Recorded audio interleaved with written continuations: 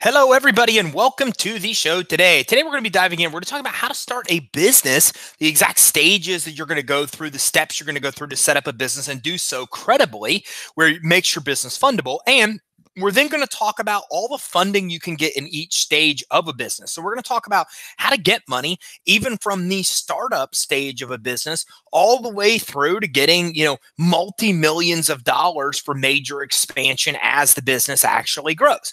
So today we're going to dive in and decode every aspect of how to start the business and how to get funding in each stage of the business as you get going. For those of you that don't know me, my name is Ty Crandall. I'm actually the CEO here at Credit Suite. And Credit Suite, this is exactly what we do: is we help business owners become fundable, build business credit, and get credit lines and loans. So today we're going to talk about the process of setting up the business from inception, from idea all the way through to getting yourself set up where you can get the most amount of money for your business. So when you first get started, obviously, creativity when it comes to getting the business off the ground comes from everywhere, right? What feels inconvenient? What seems to be overly complicated? What do you do which feels like it takes too long, right? So when you're first starting a business, and some of you watching this might be well beyond this stage, but if you're just in the beginning stages of starting the business, these are some of the things that are going to come to mind, right? Is ultimately, what is something you can start a business around? And usually this comes from some kind of pain that you can solve, some kind of pain that you can relieve, a problem that you've faced, an inconvenience, a problem that you've been up against that you didn't like, that you wanted a solution for, right? So we started Credit Suite for this exact same reason. I owned a mortgage company. The mortgage company failed. That pushed me almost to the point of personal bankruptcy. And that pain helped me realize, when I found what business credit was, that other people that should know about that solution. So again, you really need to think of something that solves a problem. And any of these areas can spark a business and franchise idea. Something that is overly complicated that you want to simplify, something that feels inconvenient that you want to make more convenient. These are where initial ideas of a business concept first come from. Now, of course, there's an emotional component to this as well, right? It's not just about becoming rich or making money. It's about your passion. And this might sound cliche, but it's very important, because as we're going to go on, again, you're going to be working sometimes 12, 15, 18-hour days in the beginning. It's hard to do if it's something that you're not passionate about, something that you feel is your calling. It's what you feel personally that you're driven to do. And again, I've owned 3 businesses, and I can tell you the first 2 businesses were not at all driven by what I really felt was my calling or my passion. They were businesses to make money. And you know what? They made money. They did pretty well. But the reality is, for me to be part of a business that really has taken off, it really came down to finding something that I had a really, really, really deep passion for. And again, for me, that came from experiencing pain and then realizing there was a solution that I didn't know about, and then making sure other people that know about that solution so they don't experience that same pain. But you've got to have something that you're really deeply vetted in and are deeply interested in. And again, we see a lot of these comments on our YouTube channel. What kind of business should I start with $500?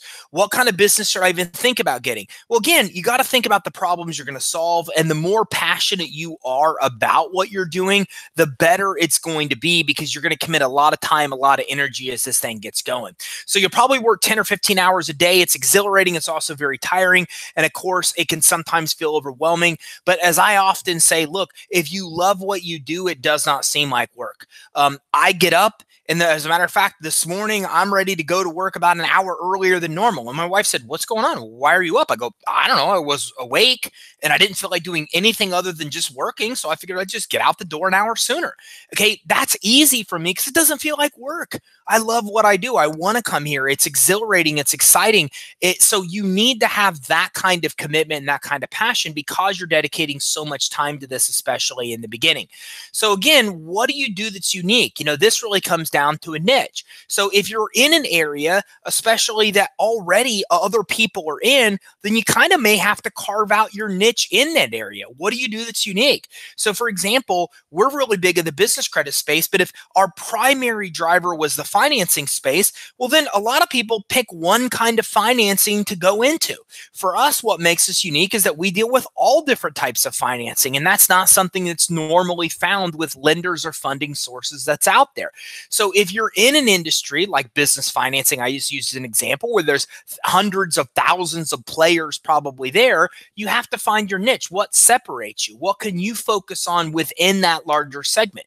What is the one thing that would excite you within that segment? Starting a business should be about what you want to do. And again, it has to be. There's no other option, because this takes so much time, so much energy. It requires so much of your emotional and mental commitment that if it's not something that you're really into, it's not going to work. So again, if you're in a broader environment, a broader spectrum of an industry like a real estate agent, well, I don't know how many real estate agents. So you have to find your niche, what your specialty is in those scenarios to really have the best chance of standing out. So how are you going to stand out? Well, how about trying to put a new spin on an established industry? Again, that's one of the type of things that if we look at Uber, Airbnb, for example, these are really a whole new look at how businesses run, right? These are the first businesses where the whole business is built without its own assets, right? Uber uses other people's cars. Airbnb uses other people's homes. But both of these were disruptive in their industries. Uber was taxi service, right? Airbnb disrupted the hotel space and the boarding space. So trying to put a new spin on an existing industry can be a way to stand out. Make something stronger, faster, easier, or just more convenient. Again, you're either coming up with something that really didn't exist, which is pretty rare. For us, we found that niche. We got into business credit, and the reason that I'm passionate about it is because other people didn't know about it. That's the problem that I aggressively wanted to solve.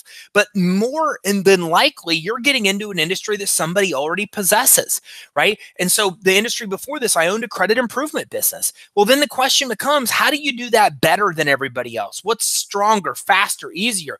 We started to be one of the first companies that used software to do what we did, to let customers monitor results through software. So those are things that gave us an advantage in that industry, even though there were millions of similar companies in our space. So again, making something better that already exists, or a product or a company that specializes in a service or product that already exists elsewhere, but you're just doing it stronger, faster, easier, making it more convenient, such as Amazon, for example. Amazon gets a lot of heat. A lot of people are upset because they think they're killing retail. But the reality is that they found a way to do it better. They found a way to make shopping get immediate gratification, right? Which is pretty hard to do in the online space. People weren't shopping as much online because there's nothing like the feeling of going into a store, finding what you want, and leaving with it. So Amazon has made it stronger, faster, better, right? They've cut down delivery time and made it in some places where you could even get delivery same day. So they've simplified a process that already existed before them. Okay, or eBay, the same thing, right? With auctions. Match opportunity, your skills, experience, and passion. Look, Amazon, eBay, you might not build the next Uber. You might build the next Uber, but it all comes down to the same thing. You're either creating a brand new product to solve a problem that nobody's ever seen this product, like the Squatty Potty, for example. Nobody had ever seen that before until it came out, right? Or you're coming in and you're getting into an already existing industry and figuring out ways to change it, right? So blockchain technology will do that in a lot of industries. A lot of companies that get in and adopt blockchain technology will disrupt industries that already existed. They're getting into industries that already exist, but again, they're finding a better way to do it with newer technology, those type of things. So setting up your business. Well, the very first thing you obviously have to do is select a business name. Now, the very first thing that you want to know, and we talked about this before in training, is that, you've got to stay away from high-risk industries. And again, these change all the time. We're coming out with a guide just specifically on this that I don't have available yet, but you can do some simple searches about industries that lenders think are high risk and try to stay away from those names. So for example, we have a uphill battle in a lot of cases with merchant accounts, financing, even credit cards that we go to obtain because the word credit is in our name. Now, I wouldn't do it differently. I wanted to go down a path where our name is where people could recognize partially what we do based on our name. That's the sacrifice I decided to make. But I can tell you that it's harder to get a lot of things done with bank accounts and merchant accounts and loans and financing as a result of that. So if we would have went something with business consulting or a general name, it would have been a lot easier to get the financing and things that we need. So you almost have to make that decision with a business name. Are you going to choose something that's really spot on what you want to, that represents what you do? But then again, what you do maybe is considered a high risk industry when it comes to lending. And because your name indicates what you do, it can make it harder for you to get some of the things you need to get. Or are you going to go with the business name that people can completely understand, identify what you do based on the name? You have to make that determination. You have to weigh that out. We weighed it out. We went with Credit Suite knowing it would be harder to get financing. We were okay, and we still are okay with that sacrifice. Okay, search through GoDaddy. Next thing. Okay, look, I owned a company called Elite Credit. I did not own elitecredit.com. I thought it was okay. But as the company built and grew, it became really problematic that we did not own our domain. So my biggest suggestion to you is to never get a company name that you do not own the domain for. Don't do it. Okay, to think of a different name. And when I'm brainstorming business names, and again, this might be very beginning stage for some of you, that's okay. Just kind of don't inactively listen here, because we're going to get to the stuff where we're going to talk about how to get funding through every stage that I think could be more beneficial if you've already got your name. But make sure that name's available. What I always do is think of what I like name-wise, what I want it to indicate. I go to a thesaurus. I use a thesaurus in a lot of cases to figure out other meanings of names that could still be powerful. And then I go through and search GoDaddy to make sure that that URL is available. Sometimes you have to pay a little bit more. Sometimes it's $12 for the URL if you have something creative. So make sure it's not already taken there. Keep it easy to pronounce and spell. So I saw one the other day where they were on my podcast and they had a hyphen in their name. Really bad idea. Do not put symbols in your business name, because every time they explain that, they have to explain that a hyphen is in between words. And as crazy as this may sound, some people don't even know what a hyphen is. So you need to make sure that it's easy to pronounce, easy to spell, doesn't have symbols, those type of things in the name. Don't let your business's name sound too much like another's, okay, as well. You want it to be memorable. Numbers in the name mean that you will forever be explaining whether it's numerals or written out. So think about these things, okay? So for example, one thing I never thought about was the fact that people would think Credit Suite was spelled the other spelling of sweet. This is something I should have been aware of. It's something you should be aware of. Are there other meanings? Are there other spellings of a word that you're going to use? Is the spelling you have actually correct? Okay, I see a lot of people misusing the word funding and financing. Those two mean two completely different things. Okay, I misuse it sometimes intentionally because it sounds better, even though it doesn't really mean the same thing. So keep numbers out of your name, or you're going to have to say whether it's the number one or one spelled out. Okay. And again, keep symbols, any of those type of things out of your name as well. You want it to be something that doesn't sound like something else, another word, another company, because the problem is every time you're trying to get somebody to take action, you have to explain those things. Every time I say the name creditsuite.com, I have to now go Credit Suite. That's credit, SUITE.com every single time I do that. So do you need to think about those things? How can it be if other people hear it? Does it sound like something else? These are things that you want to take into account, okay? So again, it's going to get tiring and it's going to get problematic really fast if you don't do those things. So start a business plan. Get your ideas in writing. Try not to get ahead of yourself. Your first question should always be, who's your typical customer? Okay, how will you market to them? Get feedback from mentors. So look, business plans are not needed in almost all types of financing. Okay, even SBA loans you can get without a business loan and a business plan in a lot of cases. But what I found is that the components of a business plan, even if you're not preparing it to give to a lender, really have all of the due diligence research you need to be doing to start a business and run it successfully anyways. Okay, so you need to know what your market research is. Who is your typical customer? Who are your competitors? How much market share do your competitors, each of your competitors own? Okay, how are you going to market to these people? These are all things that you need to know. A lot of people I see fail in business because they don't even know this stuff years into building a business. So again, You need to make sure that you go through, get the components of a business plan. If a component of a business plan is who your typical customer is, you don't have to write it out or pay somebody a bunch of money to make a formal business plan with it being written out over 3 pages. Make yourself your own business plan that's only ever intended for you as a guide to what you're going to do. Look at the components of a business plan, and we'll probably even do a training on that topic so you can then map out who your customer is, who your competition is, how you're going to market to them, all of the details that you really need to know and understand to be able to run a business. Now, speaking of mentors, these are generally people that you know. Okay, they may be former bosses or family members who own companies. Okay, they can even be people who failed in their businesses. Ask them at several stages of the process. Are you being realistic? Ask them for help. Rely on them. Look, mentors are invaluable. And here's what you're going to find in a business. There's stages that you go through of doubt. Okay, you're really going to doubt that you have the ability to succeed in what you do. That's natural. As you start to actually sell and the business starts to take off, you kind of get this imposter syndrome where you start realizing that hoping other people don't realize that you don't know what you're doing. These are natural progressions in a business, right? Where all of a sudden, as Credit Suite was growing in the beginning, I'm like, man, I really have no idea. I've never grown a business this size. And I would tell people, I'm not really sure what to do next. I don't know. I've never been here before. Okay, then I realized it doesn't give other people confidence when I say I don't know what I'm doing.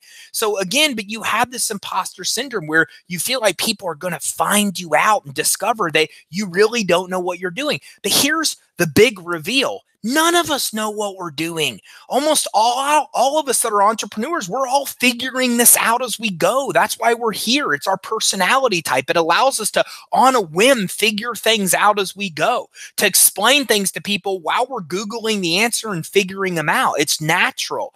And then as you get even further into the business, then you really start to feel inadequate, that you don't have what it takes, that you don't have the knowledge, that you don't have the experience. Maybe somebody else should come in and run the business. These are natural progressions and evolutions of running a business, and having mentors around you that can tell you that's natural, don't worry about it, here's how it can help you overcome it, makes a big impact. One of my favorite quotes of all time comes from Warren Buffett, who says, look, it's good to learn from your mistakes. It's even better to learn from other people's mistakes. Okay. And that's very, very, very true. The goal here is that mentors can help educate you of what you don't know. Because you know what? You don't know what you don't know. But other people have been where you're going, and they can tell you what's to come. They can tell you what's normal, what's not, what's realistic. They can help guide you along the way. So get yourself a board of advisors early. Get at least a mentor that can help spend some time with you, and just go once a month, once a week, explain things that can help you expedite the growth of the business. It's so much easier to have these people around you that can help you than trying to do it on your own. So are you working from home? Well, then you're going to need a virtual address. Look, you either need a business address or a virtual address. You can go to creditsuite.com/virtual and get one. And again, there's a couple of these companies out there, Alliance, Regis. We really prefer Alliance, and you can get their information right there. D&B recommends virtual office. Some people have said, hey, I tried to get set up with Dun & Bradstreet, and they wouldn't accept my virtual address. Yes, they do.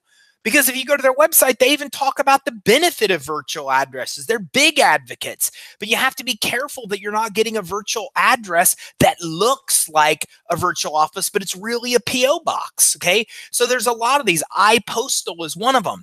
iPostal looks like you're getting a real virtual address for super cheap, but the reality is it's just a P.O. box, and those are things you have to stay away from. Never use P.O. boxes. Never use UPS addresses. Our government, the IRS, lenders, credit issuers, none of them see these as credible addresses. So if you're going to set up the business, set it up the right way where you look credible to the people you're going to serve, your customers, and you look credible to the lenders, the investors, the people that will eventually put money into the business to help you grow it. If you do it right the first time, you don't have to go back and change these things. So get a physical business address first. Use a virtual address second. Those are your best two options. home address at last resort, but never use P.O. Box or UPS addresses. So do you need a brick and mortar address? Well, Entrepreneur Magazine says location is your number one concern if you're in a business that you need an actual real location.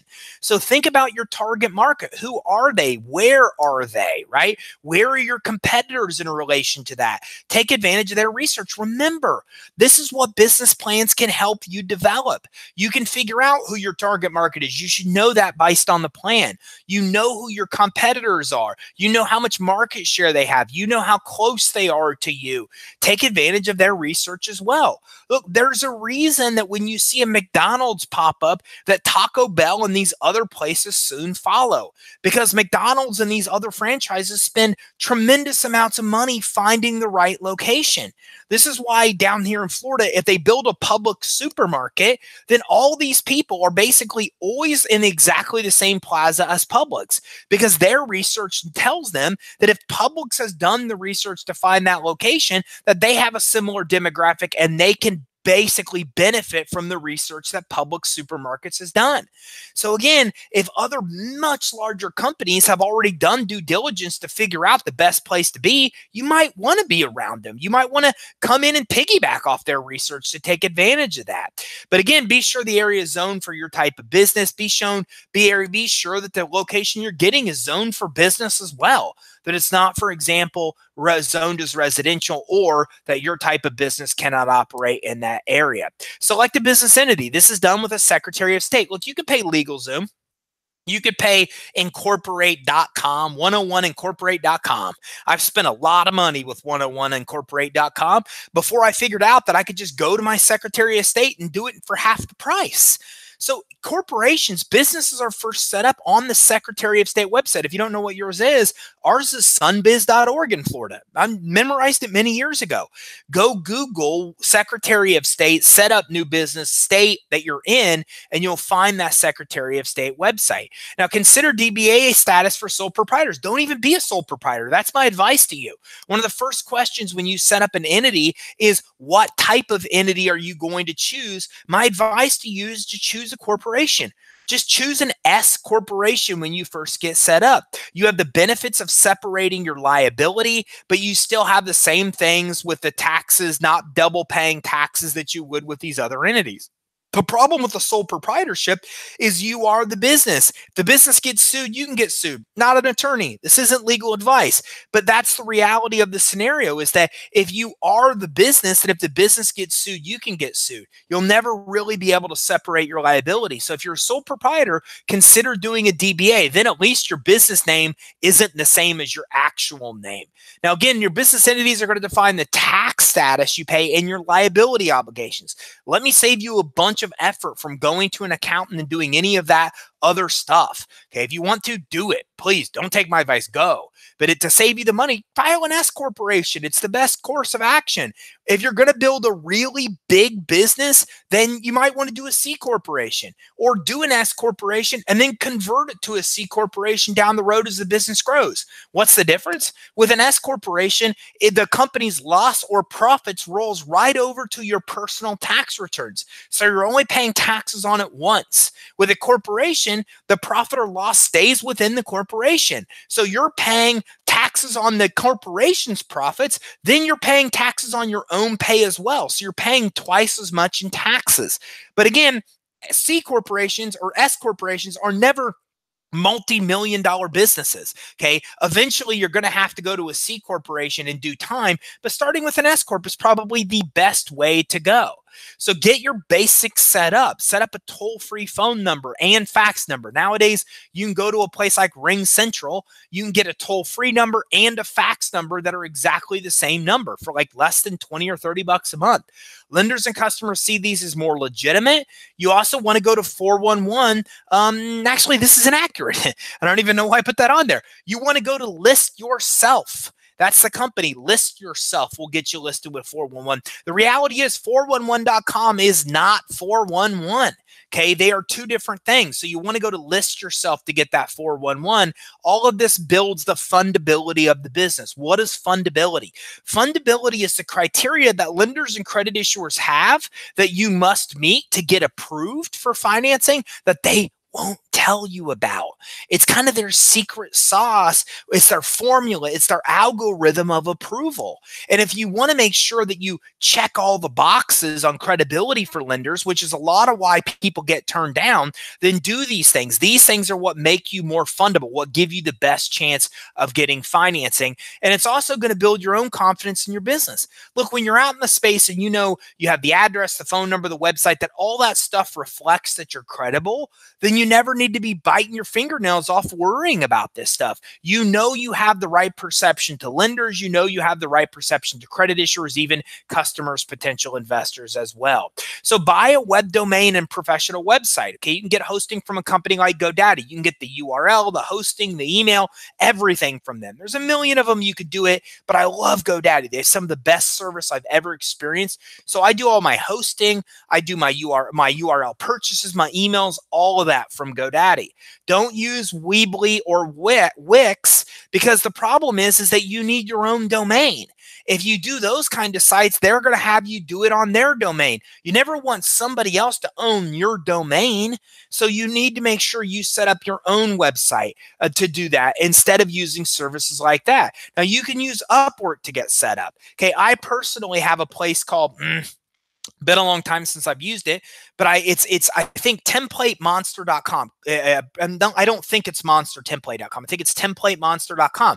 You go to templatemonster.com for 50 to 100 bucks. You can easily go in there, get a website, go to a place like Upwork, pay somebody very little money, or Fiverr, Fiverr, Fiverr, and they can set up your website. It's super cheap and super easy for them to do it. You could get a nice looking website and have the whole thing set up for less than 200 bucks. If you want a really nice website that's not outrageously expensive, go to custommarketer.com. If you want the best deal on that, go to custommarketer.com/credit suite. If you go to Custom Marketer, there, one of the most affordable and best services that we vetted, and we vetted a lot, that can actually come in and do website setup for you if you want to spend the money. So you have alternatives here, whether you want to spend the money or you don't want to spend the money to get that set up. And don't forget, get the email that goes to the website. Okay, don't use Gmail email addresses. Guys, I will tell you something right now. Okay, I have an SEO person that I just spoke to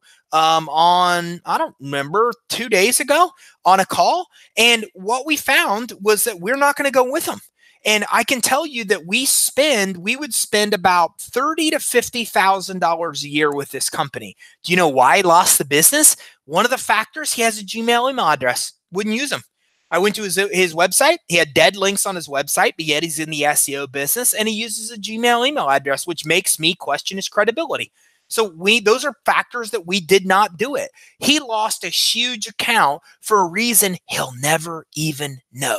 And the reason is because he used a Gmail address. Am I right or wrong in actually making that judgment? Oh, no. I can assure you I'm spot on correct with that judgment, because people that are doing SEO that have dead links on their own website, that don't have well-established social media pages, meaning they really don't have a following, they're not even using a professional domain for their email. These are clear signs of red flags. And so, again, a lot of money was lost just because of a Gmail address. So set up that website that goes with your domain, like info@creditsuite.com, for an example. Work with the IRS in a good way. Get a free EIN at irs.gov. You have to have your entity set up first, and then you can do this next. All businesses have to pay taxes, so you want to check with your state's Department of Revenue or Taxation. Look, admittingly, I never did this, and they came after me once we existed. Not in the bad way. They knew we existed, and they came in after the Secretary of State told them that we existed, and they started sending us tax bills. But every state's a little bit different. You may not start getting tax bills and then owe a bunch of money in taxes. So get with your state's Department of Revenue or Taxation just to see if they need you to do anything. Get it set up now. Avoid nasty surprises later. Look, in Florida, they're pretty good with business. Secretary of State knew that we were set up because we got set up with them. They notify the Department of Revenue. The Department of Revenue starts sending us tax bills. Some states, it's not like that. You don't want to get 5 years behind on taxes when they finally realize you exist. So ask that question early, because there's some things you don't want to do wrong, and anything with the IRS or state are areas you do not want to do things wrong. So again, check with your local Secretary of State to see if there's any licenses that you may need. Check the city or town. Sometimes they want licenses. Sometimes the county does. Licensing requirements differ based on industry, based on county, based on town that you're in. So do some research. Do you need a license? Okay, in Florida, we call it an occupational license. And in some counties, you have to have an occupational license for that county. Okay, states like California are really big on taxing every single thing they can tax. So again, you need to know if there's taxes in your state that you should get set up with, your town or city, and your county, and if there's any that you may need in your industry as well. Get a business bank account set up in your business name. It's got to be a business bank account. You might even want to try where you have your personal account set up. Now, if you go, I don't know if we have that set up or not, but if you go to creditsuite.com/check systems, that is the credit score that's used for your banking history. I'm not positive if it's set up. And check systems is CHEXSYSTEMS.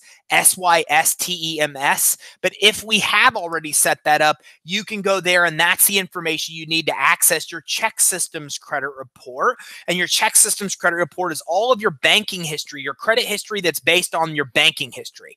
Okay. And that's something you probably should know about. Some people have a hard time setting up a personal or business bank account because of other problems they've had. Check systems will tell you those problems you need to be aware of, and will even help you with disputes as well.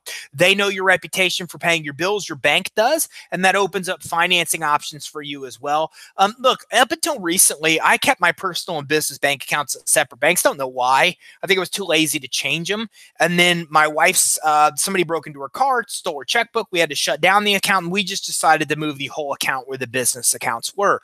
But again, it makes sense to have all your banking in one place because, man, I know my business bankers. Like when I walk in, they know me, I know them. When I need something, I email them, I call them, they get me taken care of. We lost our merchant account because our bank stopped servicing financial services companies. And boom, I called my banker, and within 2 days, we had a new merchant account through our bank. So having a relationship with your bank becomes very important. And you need to do this very early because some lenders will consider your bank operating or start date the day you open your bank account, especially if ownership changes. Okay. And you're also going to need a bank reference along the line. As you start building business credit and other things, this becomes important. It affects legal and accounting as well. So again, you need to have that business bank account set up to represent your business the right way, and because you're going to need it for credibility purposes as well. Get your company a business merchant account. Now your business can accept credit cards. Studies show that customers will spend more if they can pay by card.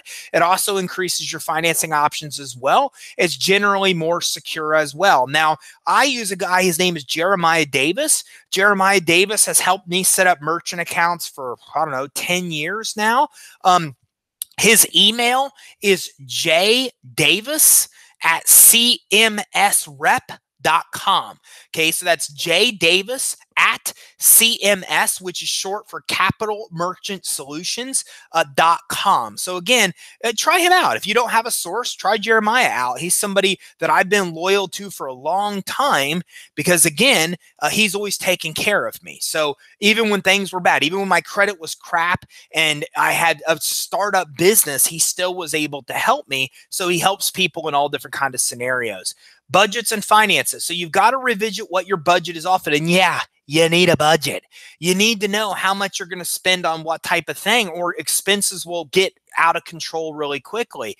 It can be tempting just to max out your personal credit cards, but don't do it because that's going to ruin your personal credit. And there's plenty of other ways to get money. We're going to talk about those now. But this is one of the biggest mistakes that I see startup businesses make is they think the business is going to cost much less than it really will to get off the ground. They rely on their personal credit cards as a result. Then the problem is they start to max out their credit cards. And I can tell you that all kinds of lenders and credit issuers look at that as a serious red flag. The minute you start to go 30, 40, 50, 60% utilization on your credit card, the less and less and less financing becomes available to you. And this is why you should develop a business plan to get an idea of what this thing's going to cost to get off the ground. And I promise you that the best way to do it in business is take whatever you think it's going to cost and double it. take however long you think it's going to take and double it. Those are lessons I've learned in business. If you think something's going to cost you $2,000 to get off the ground, plan for 4. If you think it's going to take you 6 months to get it going, it's planned for a year. Double what your expectation is, but make sure, again, that you're not using personal credit cards to try to fund the business. It just ruins your personal credit, your ability to get other kind of funding.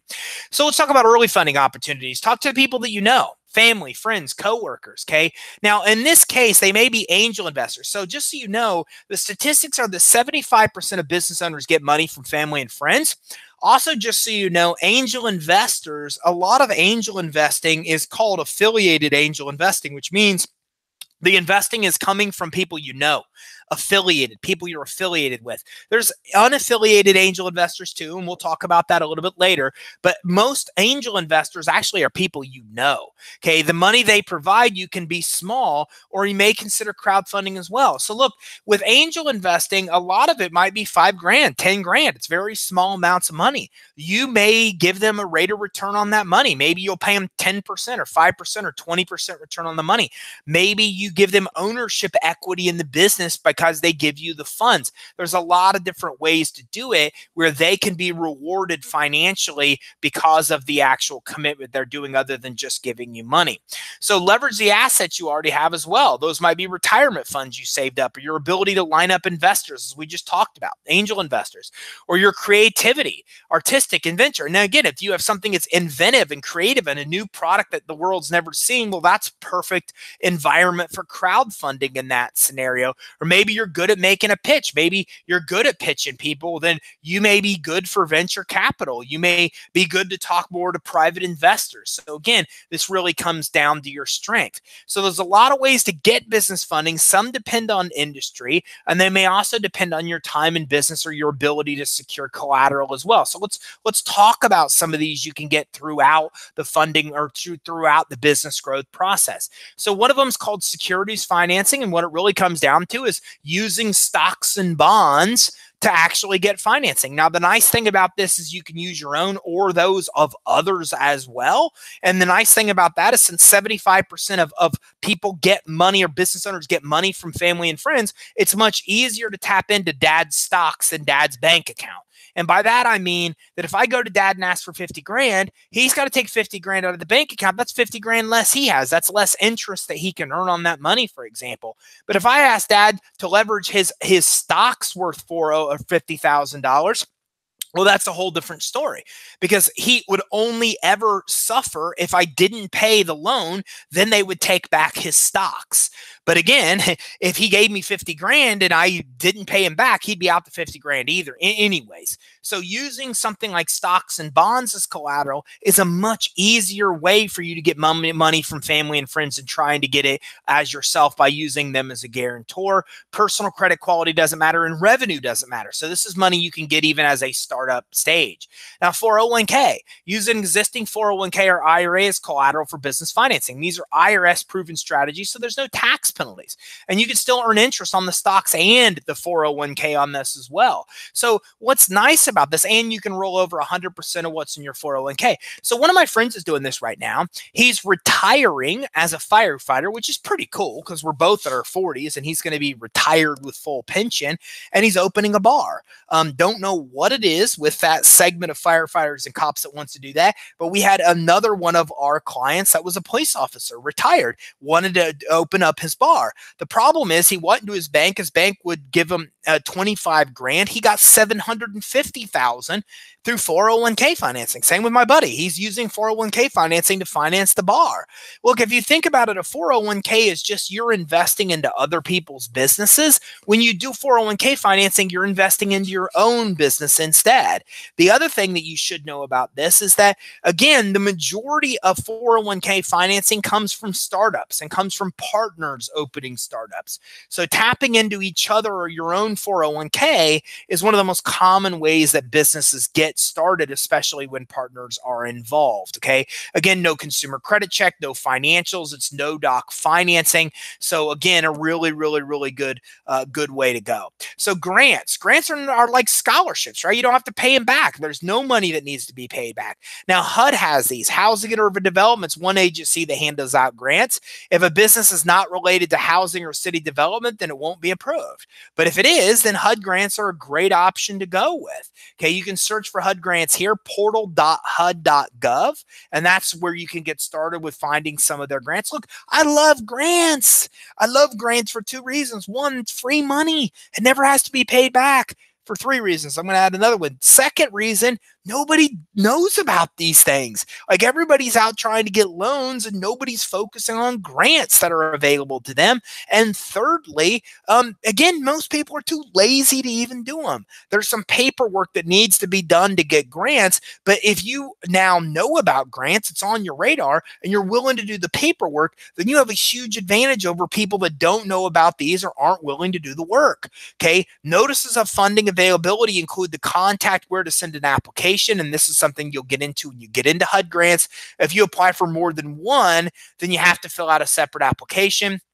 And HUD won't take a combination of these. So you've got to fill out more applications if you're looking for more HUD grants. Now, for more rural industries, we'll try USDA. You can find them at USDA.gov. The USDA will not just give grants to ranchers and farmers, but they also give grants to housing preservationists and providers, energy companies, waste management companies. The question is, are you in a rural area? If you are, then USDA may be the absolute perfect fit for you. Okay, state, local government may also have grants, right? Offer a partnership to the appropriate state, city, or town. Ask for local government support for a project. Try to address a specific local government need. Show you have experience doing what you're put. Look, here's what happens. Cities, towns, they try to come up with these initiatives, even including grants to start businesses, because when you start a business, you hire people. When you hire people, then all of a sudden, more people move in that area. More taxes are collected by the city or the government. We just saw this with people bidding crazily on Amazon's second, or what now has become their second and third headquarters, right? Because they understand the benefits of all these additional employees being there and what that could mean for them in regards to taxes. So you could easily go to your local government and say, hey, look, do you guys have any grants for businesses? And you may be surprised that they say yes, and nobody else was willing to ask that question. So you have a huge advantage to access and tap into money that other people don't even know exists. Now, you're going to have a grant proposal, but again, if you already did a business plan, a grant proposal is pretty much similar to a business plan anyway. So you're already a large part of the way there. A local address is often a bonus when applying for a grant in a local area, city, town, state, obviously. Look, there are all kinds of grants for states. There are all kinds of grants for minorities in certain states, for women in certain states, for veterans in certain states. So again, there's all these different segments of lending based on all these different factors that you may be a candidate for. So again, when you're putting together a grant proposal, short, clear cover letter, don't ramble, get to the point. And again, you can research grant proposals and how to write one, but it's very similar to what you're actually going to find with a business plan. We talked about angel investing. Angels are basically informal investors. They'll generally invest in the start of a company. So there's a difference between angel investing and venture capital. And here's the difference. Angel investors are typically working in the first two stages of funding a business gets. Usually, angels are involved when you have a concept and before you become profitable. Sometimes and oftentimes well before you even start making sales. That's where they come into play. Okay, it's often in trade for equity. That's the way angel investing works. The benefit is that you don't have payments on this money, so you could build the business without having hefty payments. The drawback is that you're giving up equity ownership in your business to attract these angels, so you're going to have to give up partial ownership. Okay, angels can even invest by using crowdfunding platforms. There are now what are called angel networks. And what happens is they've got many people pulling together smaller sums of money that are equal then to what you may need. So for example, a lot of angel investors are investing less than $10,000.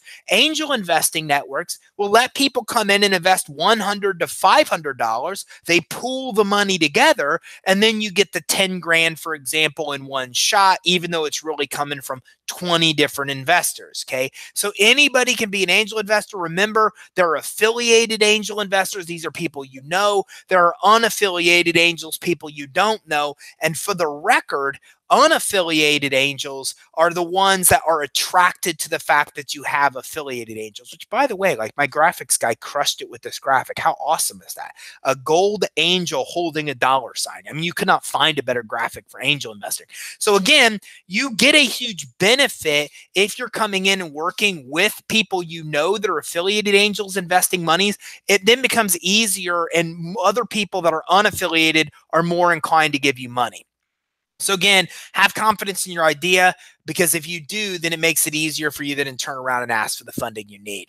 So companies connect to affiliated angel investors by just asking. These are people you know, right? Companies connect to unaffiliated angels the same way they connect to others who can help them who they don't know well. Cold calling, advertising, business brokers, intermediaries, and networking. Ask a person you know who seems to know everybody. These people are called connectors, right? You have to know a connector. The connector is the one where you're like, hey man, I need somebody that does this weird thing. And they're like, oh yeah, I know somebody that does that. They know everybody. Okay. Another way is just go and do some basic research. So Angel Investing Network is a great source. We are partnering with Angel Investing Network right now and finding ways to take their technology and include it in ours to make angel investing even easier for people to obtain.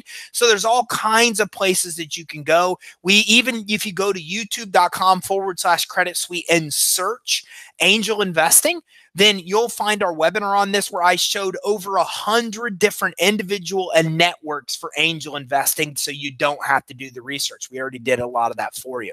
So venture capitalists, we talk a little bit about this. They give money to help build new startup, but usually businesses that are in the third stage of funding or more. Okay, so they're only going to invest unless you have really high growth potential, which is high risk to them as well. And venture capitalists and angel investors are the opposite of banks. And by that, I mean that if they want high risk, they want you to come in with some ludicrous idea that if it takes off could be billions of dollars. They want that. Okay, banks look at you like you've got two heads if you come with a ludicrous idea. These guys feed off high risk, high growth. So they want high risk, and that's a big difference. You need to know it. If you're building something that looks like it's high risk, lenders might not be the best source. Venture capital may be. Often fast-growing companies with an exit strategy already in place, they're going to want their money back in about 3 to 5 years is what VC is going to want. Okay, they often are going to want to own a large piece of the business. So look, angel investors don't have to sit on a board of directors. They don't have to tell you what to do. Okay. Venture capitalists, they're going to tell you what to do. They're going to sit on your board of directors. And if you get the wrong one, they're going to make every move to take entire control of your business and do it themselves with people they know. So you got to watch out and find the right venture capitalist and know that you're going to give up maybe even a commanding stake in your business, and they're going to sit on your board and they're going to be there telling you what to do. So again, they're looking for a large potential market. What's that mean? It means that, for example, we work with business owners. How big is that market? It's huge. There's over 600,000 new businesses start in the United States every month. That's a huge potential market. They're looking for a strong management team. They want to see you have experience in what you're about to do. They want to see a unique product or service, a niche of some kind if you're already in an existing industry, but they want to see why you think that you're going to be able to grow leaps and bounds above your competitor, right? So if you're coming into this space and trying to create another Uber, what makes you think that you're going to have a competitive advantage over Uber? What makes you stand out? Okay, so that's the kind of things that venture capitalists are really looking for. They're also looking for opportunities in industries that they know, because then they can contribute. They can own a larger percentage of the company and they can invest their own time, energy, or efforts to help grow the actual business. So again, that can mean that you're giving up even more control than you want to. Unsecured business credit lines, the absolute #1 best kind of financing I've ever found for startups. Okay, this is where you're basically using your credit to qualify. You're getting 0% credit lines with stated income. No financials are required, no tax returns, no bank statements. You can get up to $150,000 in funding. You're going to need a FICO score of about 700 or higher, so it's not a good solution unless you have poor credit, unless you get a guarantor. This is another place you could ask mom, dad, friend, a grandpa, grandma. Remember, 75% of business owners get money from family and friends. Instead of getting physical cash from them, have them use their credit to help you get unsecured credit lines. You can even work out a deal with them where maybe you make the payments through them so they know the debt is getting paid as it needs to get paid. So this is a great way to go because it's 0% rates and you can get up to $150,000 in financing as well. Okay, now again, with this, you don't need collateral, you don't need cash flow, and you're typically able to get 5 to 8 times the amount of financing that you normally get on your own, or 5 to 8 times the amount of your highest credit limit account.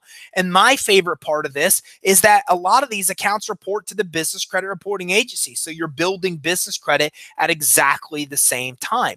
Now, as you start to get a little bit more established, that opens up these unsecured lines of credit from 50 to 150 grand. They're going to want to see a tax return that shows some kind of profit. So lesson learned here, even the first year in business, try to show some profit for your business. The difference between you showing some profit and no profit is the difference between you getting term loans, lines of credit, SBA loans, and not. So if you're getting over 100,000, they may want like P&Ls and balance sheets, things like that. These take a little bit longer to close, but the terms are longer and the rates are lower as well. And you're going to have better credit for this. So again, once you're 1 year in business, this starts to open up these kind of funding options for you. Another good option that I don't think I have listed here that I'm going to throw in is you also should start accepting credit cards through PayPal and Square. PayPal and Square have 2 of the best lending options I've ever seen for small businesses. You only need to be generating revenue through them for about 3 to 6 months. Really low rate financing, no credit check, super easy money to get, but your approval is going to be up to about 30% of whatever you run through PayPal and Square. So run some money through PayPal and Square. It could really help you here as well. So crowdfunding. Crowdfunding comes from platforms like Kickstarter, Indiegogo. If the crowd likes your idea, well, then they may decide to donate it. Now, usually this money doesn't have to be paid back, but crowdfunding platforms may make you give all the money back if you don't raise the amount you set as your goal by the campaign end. So Indiegogo has a flexible funding option, which costs a little bit more. But again, the benefit of Indiegogo and flexible funding is that even if you don't meet your goal, then they'll still give you access to all the money. So you need to know what flexible funding is with crowdfunding. It basically means if you set your goal at 10 grand and you only raise 9,500, you don't have to give all that money back. You still get the 9,500. That only comes if you find a platform that has flexible funding. So you need to know this term if you're going to dig into crowdfunding. And usually the platform takes a percentage of the donations. On average, I found the biggest platforms take 5% of donations. So account for the fact that 5% of what you raised will go to the platform like Kickstarter or Indiegogo.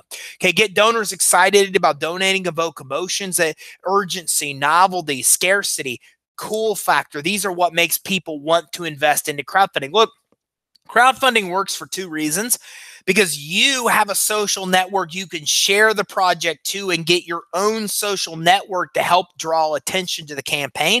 All that attention is then what gets a lot of views to the campaign. When Indiegogo or Kickstarter see you've got a lot of traffic to your page, they start featuring the project more. So a lot of it rests on your shoulders and your ability to push it out to your social network. The second thing that really makes crowdfunding campaigns successful is the fact that you line up donors in advance advance. You line up investors before the project even starts. Same theory here. When Indiegogo or Kickstarter see a bunch of traffic to your website, your project, they see a bunch of people investing in it, then they start featuring it more, and that's what creates the virality. But I can assure you, what creates virality in crowdfunding is you lining up your own social network and you lining up donors. That's what makes those things successful. Number 9, business credit. This is credit that's in your business name, not your own. Depends on the business's ability to pay, not your own. Doesn't matter if you have personal credit issues because they don't even look at personal credit quality. Okay. And again, you need to build business credit whether you have good or bad personal credit. It doesn't matter if your credit's good or bad. This isn't an alternative that you just do because you have bad credit. It's something you should do if you have good or bad credit, because if you ever want to get away from guarantees in your business and ever get the really high limit business credit cards that are designed to fund a business, then that's where you're going to have to build business credit to make that happen. So business credit can help a business in any stage, startup all the way through to expansion. So building business fundability pays off now. And this is why, again, doing all those things for credibility we talked about become very important to make sure that your business is set up where it's fundable. So that starts with vendor credit. Okay, this is a proven way to start building business credits, also known as trade credit. It's often very easy to get. There often is no consumer credit pull. A business should have about 5 to 8 of these accounts to move on to the next tier. Now, vendor credit tier, this is where you're getting credit with vendors like Uline, Quill, Granger, or Strategic Network Solutions. Remember, I just introduced unsecured business financing for you. If you go that route, that will help you establish initial business credit. Vendors like Uline, Quill, they will help you. And I have a secret. If you go to creditsuite.com/monitoring, not right now when this video is being filmed, but it looks like we are less than 2 weeks away, maybe even less than a week away of removing our advanced credit monitoring product, which lets you take accounts you already have and add them to your business credit reports with Credit Safe and with Experian. Even utility accounts such as water and phone and cell phone can be added. So I gave you 3 options to start building business credit. Use unsecured business financing if you have good credit or a guarantor. Use vendors like Uline, Quill, Strategic Network Solution, Granger to get credit with them that reports to the business credit reporting agencies. Or 3, go to creditsuite.com/monitoring. Keep your eye on this because by mid-December, it should be available where a second option will pop up where you have the ability to then come in and actually add items to Experian and Credit Safe, which will help you expedite business credit building with accounts you already have. When you have 5 to 8 of these type of accounts, then you move to the next tier of credit building, which is called the retail credit building tier. And then this is where you're getting credit with places like Walmart. This is where you're getting credit with places like Office Depot and Apple and Amazon. And this is where you're getting credit with Sears and Sprint and Best Buy. I call it retail credit tier because these are all retailers that are offering this kind of credit. And then you start to move on with about 8 to 10 accounts to fleet credit. Okay, that's when you start to get Chevron, Sunoco, BP. It's when you start to get WEX fleet cards. Okay, this helps you maintain vehicles. It helps you get fuel. It helps you do repairs. It helps you do maintenance and those type of things. Look, business credit building is very subjective. Okay, I sit in an office, so I need Office Depot. I use Staples. We use Amazon. We use Dell. We use HP. That's the credit we use. We need office supplies. We need computers and desks and furniture. That's the stuff we buy. A lot of our clients are truckers. Truckers don't need desks. They don't need furniture. They don't need computers unless it's a laptop. What they need is fuel cards. What they need is maintenance and repair. They're on the road all the time. They're living in the vehicle.